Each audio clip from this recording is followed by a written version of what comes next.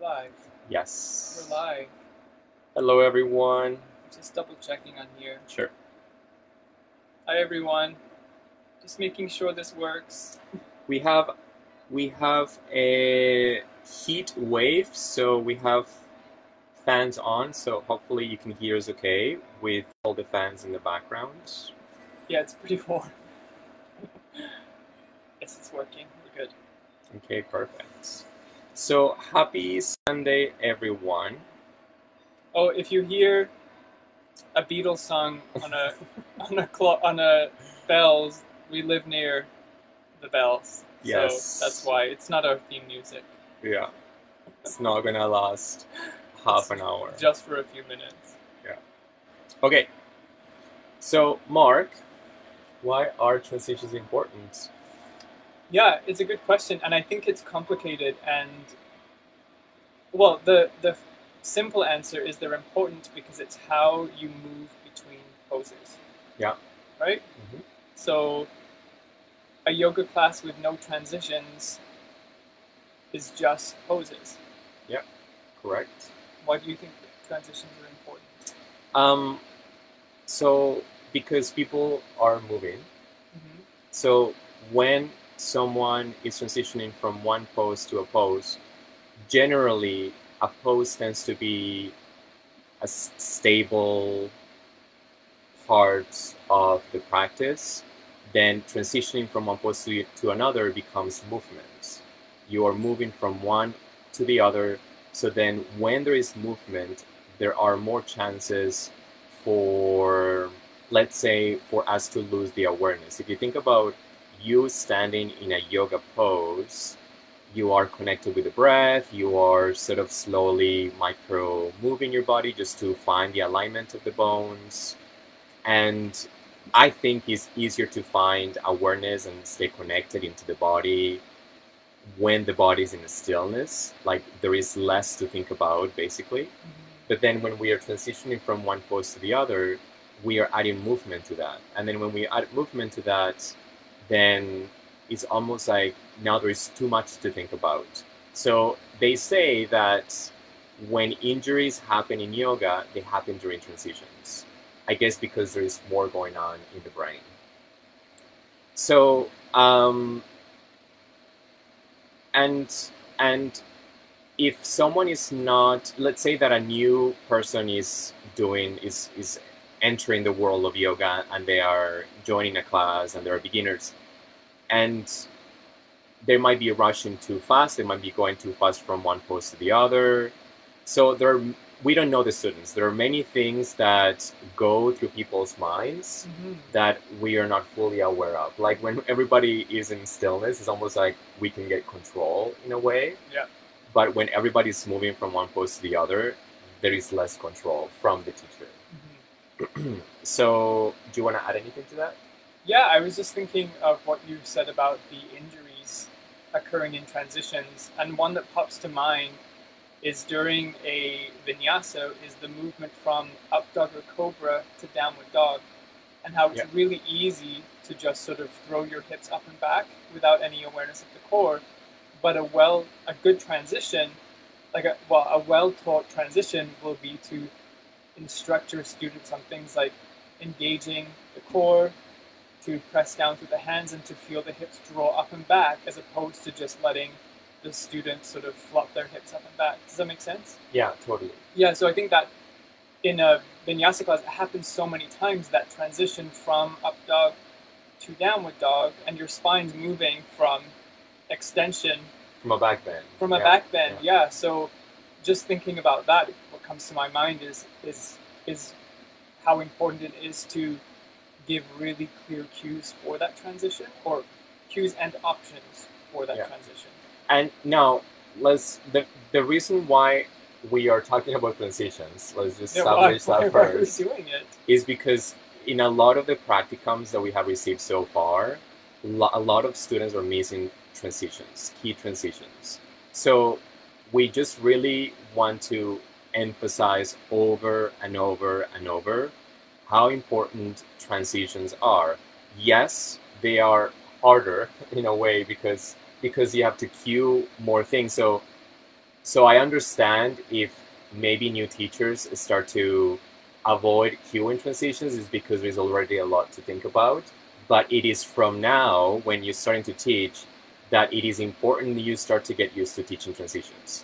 Um, so then, in a way, it slowly becomes second nature to cue a transition. Yeah, can I add something Yes, to that? yes. I think one of the challenging parts of transitions is it's different in a way from asana. There's many ways to transition, and some of that depends on your sequence, the poses you're coming from and into. So with the asana, we're able to lay out the asanas and give some a sort of a template for cues, for alignments, and things like this. And the world of transitions is endless. And some transitions are yoga poses, and other transitions are just transitory movements into the next pose. And so we couldn't lay out all the possible transitions. It would take a lifetime maybe, or just a really long time. So, yeah, because there's like endless ways that you can transition from one pose to the other. Exactly. So I think that one of the things that we can do as teachers, and teachers who have been teaching for a while, and teachers who are newer teachers or going to be teachers, is to analyze your own practice and think about how do you transition from pose to pose? What's running through your mind as you do that? What instructions are you giving your body, whether they're out loud or sort of internal instructions? And thinking about how do I move from pose to pose? And this is, I think this ties back into the importance of self-practice, and how there's certain aspects of yoga that really do come from your own self-discovery. And it's the same with cues. You know, we have in the asana manual, there's suggested cues, but you very likely will find your own cues. Many students put the cues into their own words, or they have a different way of saying things, and this is amazing. And it's the same with transitions. If you take some of the classes on the Your Yoga Flow platform, you'll notice that all of us kind of cue and transition and sequence very differently. And so I think part of transitions is understanding the concept first, which is why we're here today, just to sort of add a little bit more clarity to that, and to think about how it works in your body and how you've experienced it in other classes. Like, have you taken a class that doesn't have very many transitions? Or have you taken a class that has way too many transitions and feels overly complicated? And what will it be like for you as a teacher to work those transitions into your class? Yes. And you remind me also about one of the reasons of transitions, which is keeping the flow of the class. Absolutely. So even if it's a hatha class, even if it's a yin class, like it doesn't have to be a vinyasa flow class. Like flow can be anything. So it allows for students to stay in a way focused, stay with their own awareness once there is flow through the poses. Because if you say, and this happens a lot in more advanced classes, when there is a flow and toward the end, let's say that is a handstand, and then the teacher says, okay, everyone move your mats against the wall. So like that disrupts the flow. Yeah. Like, yeah, it is important to move the mat against the wall because you're going to start practicing handstand and you need the wall, but maybe you could start the class with the mat against the wall, and then that won't break the flow. So I'm not saying that it's wrong to do that. It's just that personally, for my own practice, I feel like I lose the flow. Like it's like, oh, it's like I come out of the class, or I come out of it for a second and be like, oh, we still haven't finished, and now I have to move my mat and do something that is not related to what I'm, the practice or whatever I was focusing on.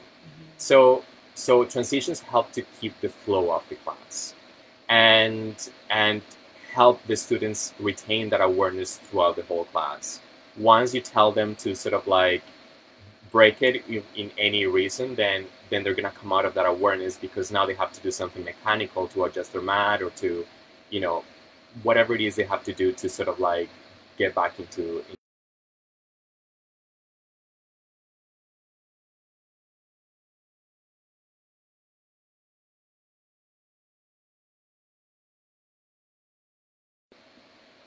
Another thing is that you don't know how someone moves when you start teaching a class, because a lot of people are going to be new to your class or coming from outside, public classes, drop-ins, all that. We don't know how people move through one post to the other, and it's very surprising how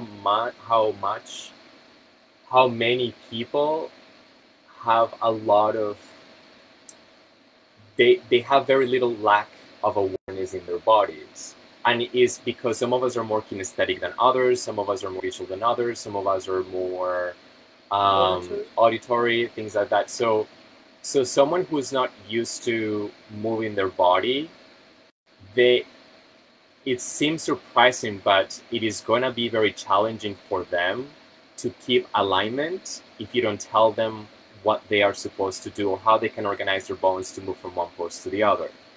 Can I say something yes, about please. that? I was thinking as you say that the transition from downward dog to standing forward fold. Right. So if we're not cueing that transition, which is stepping or slowly walking, or in some cases jumping the hands to the feet, just think about where your students are oriented. So they're likely not facing you, they can't see you. And if you were teaching, or if I were teaching a class and I said, okay, from downward dog, standing forward fold. Yeah.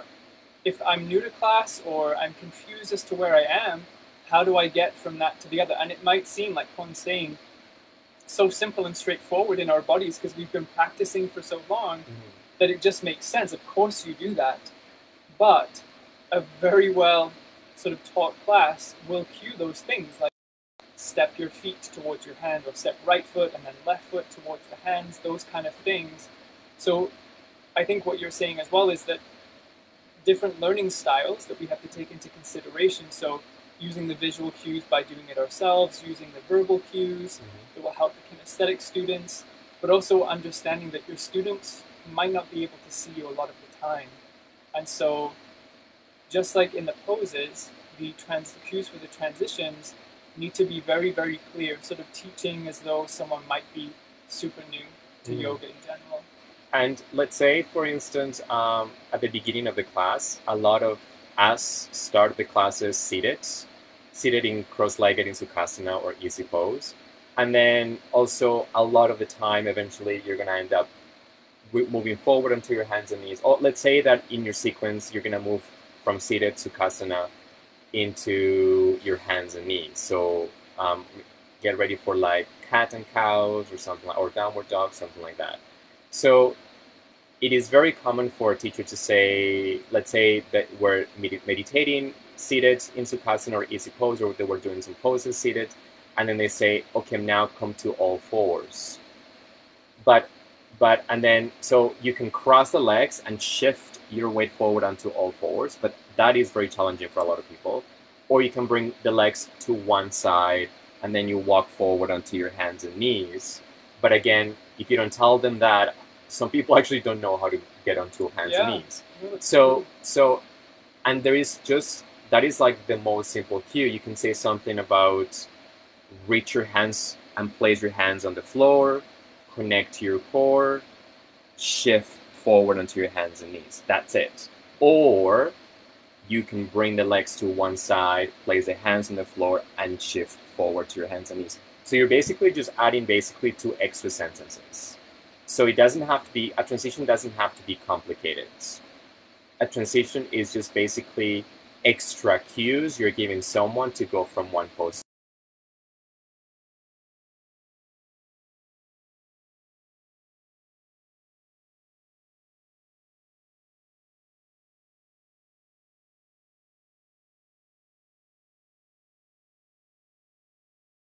into half moon pose or another peak pose, something a little bit more advanced. You might start giving the students a little bit more cues, but again, that becomes easier from practicing over and over and over and teaching over and over and over. So think of transitions as just a couple of extra phrases between one pose to the other that would help the students organize their body to get where they want to get. Mark, do you have anything else to say before I move on to stabilizing? Yes. Okay, go ahead. What's for me and my own teaching, I have ways of looking at transitions. One is the transitions between the poses, which are generally a little bit shorter. But then there's the bigger transitions where I'm moving the body from standing to seated, or standing to lying down, or standing to hands and knees, or from lying down up to seated, like those sorts of transitions as well. And I think that's another area in yoga classes where we can just assume that everybody knows how to do it. So for example, rolling down onto the back. Right. I think personally for me, I love a yoga class where I'm given different options and cued to roll down onto the back. Now, some students will just do whatever they want, and that's the beauty of yoga, is they can, but it's really helpful for many students, and even if they've been practicing a long time, they might discover a new way to come down to the mat or realize something new as they're doing it. So, for example, maybe you finished your seated poses toward the end of class and you're coming down onto the back. So you could just say, okay, now come down onto your back. But it's not a ton of extra work, and it just takes. It's the one thing I'd like to just say is it's like every other part of yoga teacher training. It just takes a little bit of awareness and a little bit of practice, and then it becomes so normal to say it. So scooch towards the top of your mat, feet on the mat, your knees bent, have your arms behind your thighs or your arms out in front of you. Take a deep inhale, and as you exhale, slowly lower yourself down onto the mat. And it ties into what you were saying, what Juan was saying about the flow. Like that feels like it's part of the class. So I think another thing, so many things, but another thing to mention is that students are coming to your class to be instructed. To be told what to do. In a way, yeah. And it's, sometimes they'll listen to you and sometimes they won't, but they're coming for a reason. I mean, they technically could do yoga at home if they didn't want to listen to you. So your role, as well as holding space, is also to give instruction in a very smart way. So you're giving options, modifications, cues, transitions, and that's why they're there. So it might seem like, oh, I don't need to say that. But that's really the reason they're there, is to be instructed by you in a kind, compassionate way. So I think that's just another way to think about transitions, is the larger transitions where we're moving the body up and down off the mat, and then the transitions between the poses that can be transitory movements or other poses.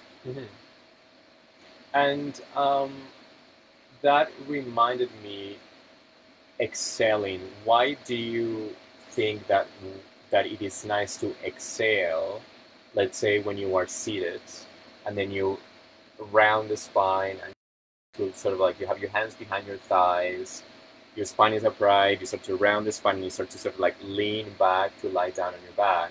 Why do you think it's important to exhale there? I think there's a couple of reasons. One is that if I'm sitting on my mat with my knees bent, then as I'm inhaling, my spine is lengthened. Right. And then as I'm exhaling, the belly's drawing in and core is engaging and I'm rolling down. It'd be really, for me, challenging to inhale with a rounded spine. Right. So I'm thinking like cat-cow. Right. So I'm imagining that the roll down is a cow. Right. Cat. No. It's a cat. Yes, it's a cat. Yeah. So I think that, I don't know, but I know that all of us teachers have different understandings and ways of cueing the breath. So how would you do that? Yeah, no, I would do exhaling too, because it's just basically the next point that I wanted to mention, which was stabilizing. Right. So a very key thing to think about when we are teaching transitions is to stabilize the body. So you have been telling people to stabilize the body in standing poses like tree pose or any pose that is stillness. They are finding stability so they can start to draw their awareness in, so they can start to create and build on their awareness that they need for their body. So how can we find that stabilization in movement? And there are a few things that we can talk about. We can talk about feet. Let's say that you are transitioning through standing poses. So it is nice to say, root your feet, step your right leg back, or step your right leg forward. So rooting the feet is one way that we can stabilize. Connecting to the midline, connecting to the core, exhaling helps to connect to the core. When you exhale, it's like everything draws in. So the idea that going from one pose to the other, contract your abdominal muscles or engage your belly, press your hands, shift back into downward facing dog. So either rooting the feet can be a way to stabilize the body between movement. Engaging the core can be a way to stabilize the body between movements. And yeah, I would say that those are like the two basic, for me, like the foundational sort of ways that I can tell or cue stabilization. So, and then that also,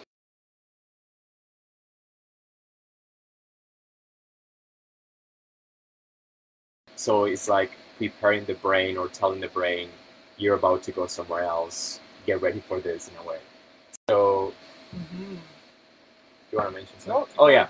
So, yeah, is there anything else you want to talk about? Yeah. Okay, go for it. Oh, now? Okay. Oh, because I just wanted to talk about examples for transitions. Oh, yeah. Yeah. Okay, well, let's do that, and then Okay. I'll say what I Sounds good. need to say. So for instance, and you mentioned this briefly before, some of the most basic transitions that we use a lot is from seated to hands and knees, from seated to standing or standing to seated, and then from seated to lying down. I mean, there is so many more transitions. But so if we think about from seated to standing, you have to go through, most of us would have to go between seated to hands and knees. Yeah. And then from hands and knees to standing. Yeah. So seated in Sukhasana or easy pose, reach your hands down, place your hands on the floor, engage your core, shift forward onto your hands and knees, or swing both legs to one side, come to your hands and knees.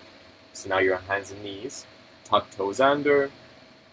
You can shift back into downward facing dog. Or just step right into Or just fold. step right forward into your forward fold, and then slowly, or from downward dog, step forward into forward fold, and then slowly roll through the spine as you come up to standing. If it's more of a vinyasa class, you can always open the arms and come all the way up to standing, bring the hands in front of the heart.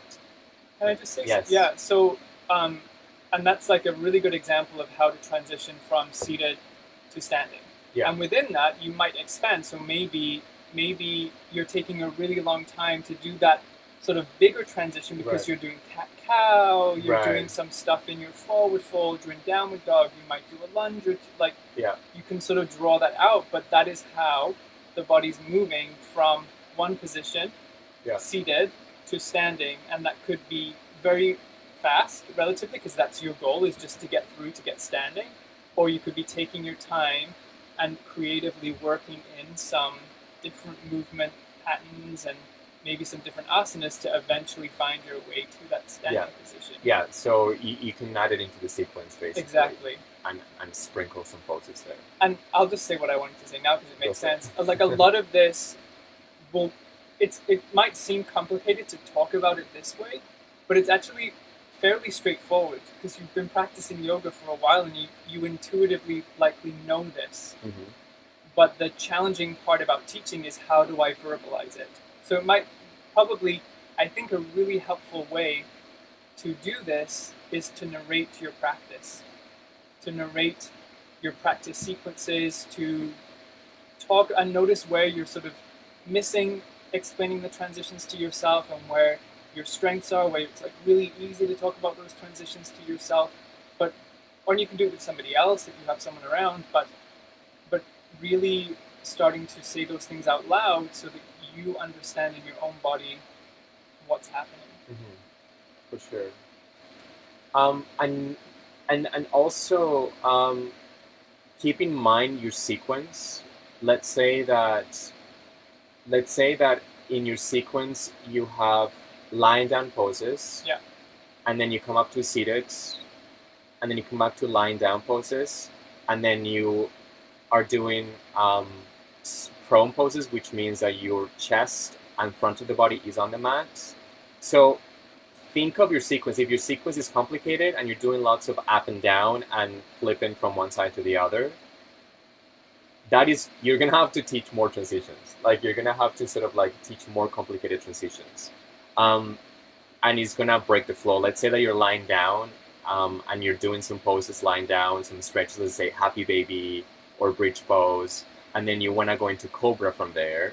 Then you have to like scoot your body to one side, and then you have to like come down onto your belly, and so I think that's called like a fish flip. I don't know, but I've done it in class. In my mind, it made sense in my sequence, and I wrote it out, and I was really excited because it seemed different. And then in reality, it was so challenging, and students were like, "What is happening? Why are we doing this?" Yeah, so your sequence actually plays a big role in your transitions. Yeah. If you want to keep it simple, your transitions just link the poses that are similar all together. So then you're only lying down once, you're only coming down your belly once, you're only sitting once throughout your class. You can obviously do more than one, but just to keep it simple at the beginning, try to link the poses that are similar on like little pockets throughout your class.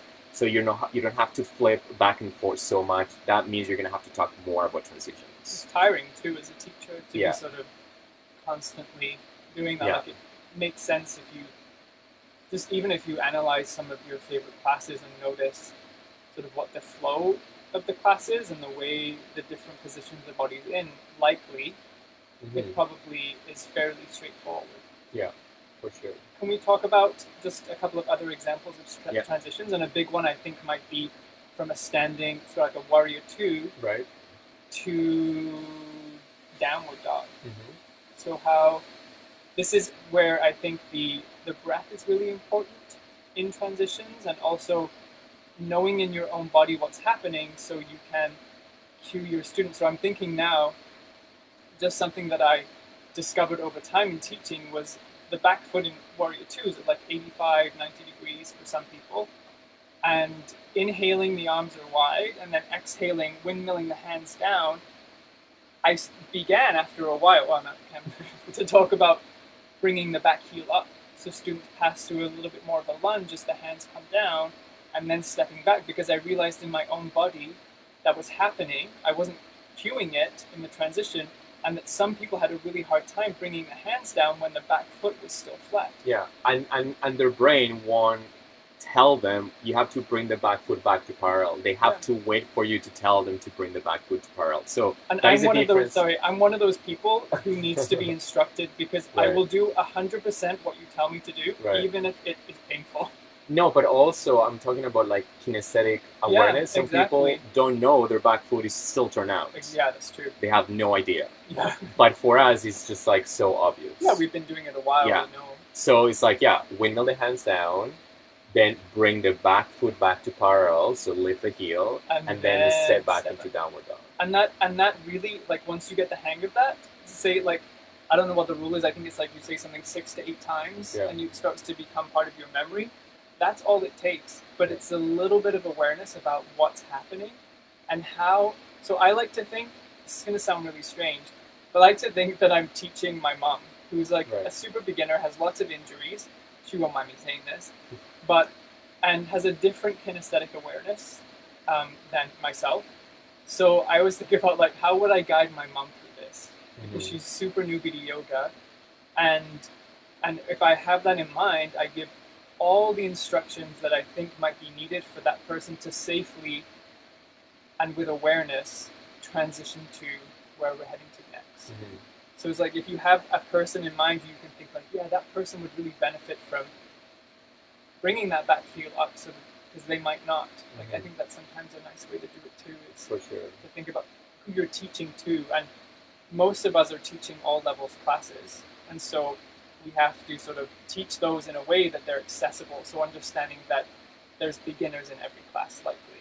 Unless you're lucky enough to have the same group of students for years and years and years, and that's a whole sort of different way of teaching in some ways. But generally, we're teaching all levels classes, and on any given day, there can be one beginner to a whole bunch of beginners, and it's easier on you as a teacher if you get used to teaching those transitions with a lot of clarity. Yeah. Anything else to add before we end? Yes, but We can do a part two. we can do a part two. We can do a part two. I think before we end, I just want to like reiterate that you know how to do this, and its transitions seem complicated. And even when we were planning this live, it took us a little bit of like brain work to sort of figure out exactly what it is we're going to say. But it's very intuitive. It just is a case of learning to verbalize what you're doing in your body or what you're wanting your students to do in their bodies, and taking it down to sort of the simplest level, so those movements that we might take for granted, but why not give them some words to help our students be safe and supported? It is easier than you think. It's so much easier than you think. If you have any questions about specific transitions, I would suggest just popping them in the comments, and we can talk about them, or when we do part two, if we do part two, or we can answer them. We can answer them. So if there's anything about your sequences, you're sort of struggling with the transitions, or you're curious about a certain transition, just pop it in the comments, and then we'll get around to answering it for you. Yeah. Thanks, everyone. Great. Thank you for joining us on this swelteringly hot Sunday morning. The West Coast is having a heat wave. A massive heat wave. Our dog is on the floor just trying to stay cool. So I hope that wherever you are, you're having a wonderful Sunday. And thank you so much for spending your precious time with us today. Bye, everyone. Bye.